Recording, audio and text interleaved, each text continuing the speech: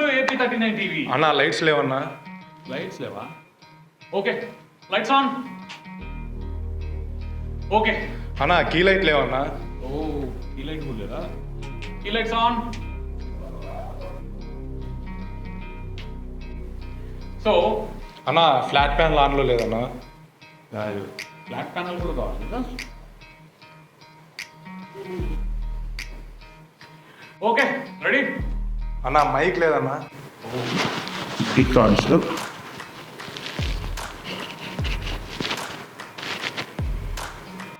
Okay, welcome to. అన్నా noise వస్తుంది అన్నా.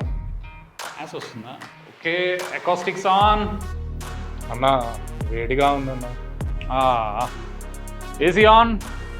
ఏం స్వామి ఇన్ని చేయాలా వీడియో చేయాలంటే? అన్నా మంది గల్లీ యూట్యూబ్ ఛానల్ కదన్నా, మీడియా ఛానల్.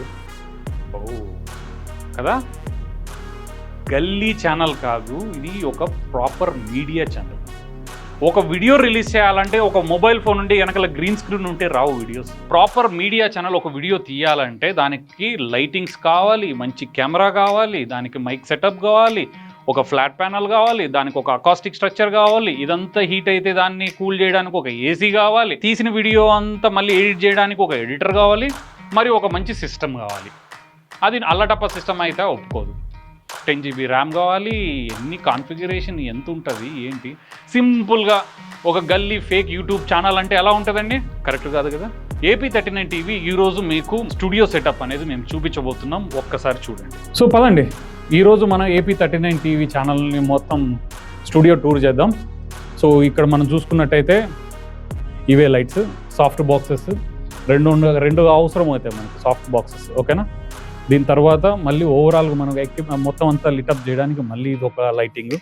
ఏదన్నా ఎప్పుడన్నా ప్రాంప్టర్, ఏదన్నా క్రిటికల్ వర్డ్స్, ఏదన్నా మ్యాటర్ ఏదన్నా చదవాలనుకున్నప్పుడు యూస్ చేసుకోవడానికి ప్రాంప్టర్స్, దానికి సంబంధించిన ట్రైపాడ్స్. మళ్ళీ బ్యాక్ సైడ్ మనం చూసుకున్నట్టయితే కర్టన్స్, గ్రీన్ స్క్రీన్ కూడా ఉంది. మళ్ళీ ఇక్కడ ఒక 4K కెమెరా ఉంది. ఓకే, కింద మ్యాట్. ఈ మ్యాట్ కానీ లేదంటే మీరు పైన చూసినట్టయితే మొత్తం ఫోమ్ ప్యానల్సే. ఎందుకంటే వాయిస్ అనేది రీసౌండ్ రాకుండా ఉండడానికి మనం ఈ ఫోమ్ ప్యానల్స్ అనేది యూస్ చేస్తాం. దాని తర్వాత ఇంటర్వ్యూస్ చేసినప్పుడు అవసరమైన మన చైర్స్ కానీ, మన టేబుల్ కానీ, టీ టేబుల్ కానీ అన్నీ ఇక్కడ ఉన్నాయి.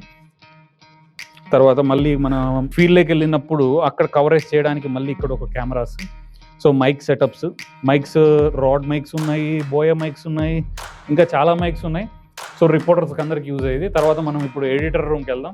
తర్వాత ఏసీ కూడా చూసారు కదా, దీనంతా యూజ్ చేయడానికి ఏసీ కూడా కావాలి. సో మనం ఇక్కడ చూసుకున్నట్టయితే ఎడిటర్ ఎక్కడ ఉన్నాడు, దానికి యూపీఎస్, దానికి హైయర్ ఎండ్ కాన్ఫిగరేషన్తో ఉన్న ఒక సిస్టమ్ కావాలి.